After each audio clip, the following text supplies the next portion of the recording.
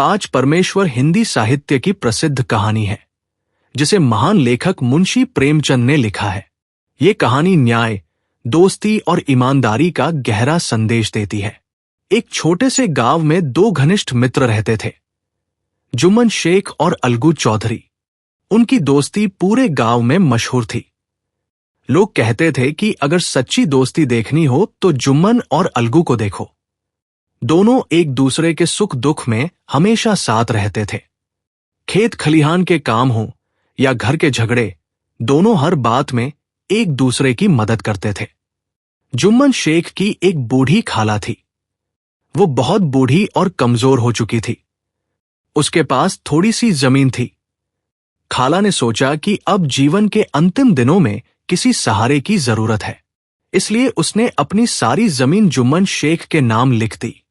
बदले में जुम्मन ने वादा किया कि वो अपनी खाला की पूरी देखभाल करेगा, उन्हें खाना पानी देगा और सम्मान के साथ रखेगा।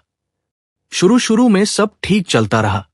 जुम्मन और उसकी पत्नी खाला की सेवा करते थे, लेकिन धीरे धीरे उनका व्यवहार बदलने लगा।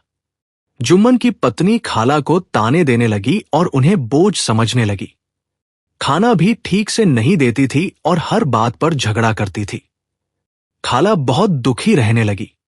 एक दिन खाला ने जुम्मन से कहा, बेटा, अब मैं तुम्हारे साथ नहीं रह सकती। तुम मुझे हर महीने थोड़ा खर्च दे दिया करो, ताकि मैं अपना गुजारा कर सकूं। यह सुनकर जुम्मन गुस्से में आ गया। उसने साफ मना कर दिया और कहा, मैंने कोई ऐसा वादा नहीं किया था। अब तुम्हें जैसे रहना है रहो। बेचारी खाला बहुत दुखी हुई। उसने गांव में जाकर लोगों से अपनी परेशानी बताई, लेकिन कोई भी जुम्मन से झगड़ा नहीं करना चाहता था। आखिरकार खाला ने पंचायत बुलाने का फैसला किया। गांव में पंचायत बैठी। सब लोग इकट्ठा हुए।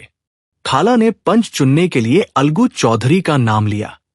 यह सुनकर जुम्मन खुश हो गया, क्योंकि अलगू उसका सबसे अच्छा दोस्त था। उसे पूरा विश्वास था कि अलगू उसका ही पक्ष लेगा।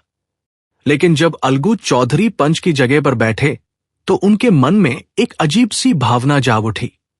उन्हें लगा कि अब वे केवल दोस्त नहीं हैं, बल्कि न्याय करने वाले पंच हैं। पंच की कुर्सी पर बैठकर उन्हें सच और न्याय के अनुसार फैसला करना चाहिए। अलगू ने दोनों पक्षों की बात ध्यान से सुनी। फिर कुछ देर सोचने के बाद उन्होंने फैसला सुनाया, जुम्मन शेख को अपनी खाला की ठीक से देखभाल करनी होगी। अगर वे ऐसा नहीं कर सकते तो खाला को हर महीने खर्च देना होगा या उनकी जमीन वापस करनी होगी। ये फैसला सुनकर सब लोग खुश हो गए, लेकिन जुम्मन बहुत नाराज हो गया। उसे लगा कि अलगू ने दोस्ती के साथ धोखा किया है। उसी दिन से उनकी दोस्ती टूट गई। कुछ समय बाद एक घटना घटी। अलगू चौधरी के पास दो बैल थे। उनमें से एक बैल बहुत अच्छा था। एक दिन उन्होंने वह बैल समझू साहू नाम के व्यापारी को बेच दिया। समझू साहू ने बैल को बहुत काम में लगाया और ठीक से खाना पानी भी नहीं दिया। कुछ ही दिनों में बैल मर गया।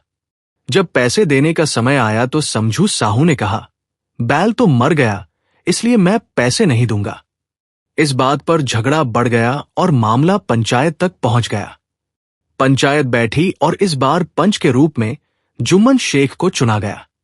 अब जुम्मन के पास बदला लेने का अच्छा मौका था। उसे याद था कि अलगू ने पहले उसके खिलाफ फैसला दिया था। लेकिन जब जुम्मन पंच की कुर्सी पर बैठे तो उनके मन में भी वही भावना जाग उठी जो पहले अलगू के मन में आई थी। उन्हें लगा कि पंच का पद बहुत पवित्र होता है। यहां बैठकर व्यक्ति को केवल न्याय के बारे में सोचना चाहिए। जुम्मन ने दोनों पक्षों की बातें ध्यान से सुनी। फिर उन्होंने फैसला सुनाया, समझू साहू को अलगू चौधरी को बैल के पूरे पैसे देने होंगे। बैल जब खरीदा गया था तब वह स्वस्थ था। उसकी मृत्यु समझू की लापरवाही के कारण हुई है। यह फैसला सुनकर गांव के लोग बहुत खुश हुए। अलगू चौधरी भी भावुक हो गए। उन्हें समझ आ गया कि जुम्मन ने सच्चा न्याय किया है। पंचायत खत्म होने के बाद अलगू जुम्मन के पास गए और बोले, भाई, आज मुझे समझ में आ गया कि पंच के दिल में भगवान बसते हैं। जुम्मन की आंखों में भी आंसू आ गए। उन्होंने अलगू को गले लगा लिया और कहा, आज मुझे भी एहसास हुआ कि पंच बनते ही आदमी दोस्त दुश्मन सब भूल जाता है और केवल न्याय की बात सोचता है। इस तरह दोनों मित्रों की पुरानी दोस्ती फिर से लौट आई। कहानी का संदेश। इस कहानी से हमें ये सीख मिलती है कि न्याय करते समय व्यक्ति को अपने रिश्ते, दोस्ती और दुश्मनी को भूल जाना चाहिए। पंच का पद बहुत पवित्र होता है, इसलिए कहा जाता है, पंच में परमेश्वर का वास होता है।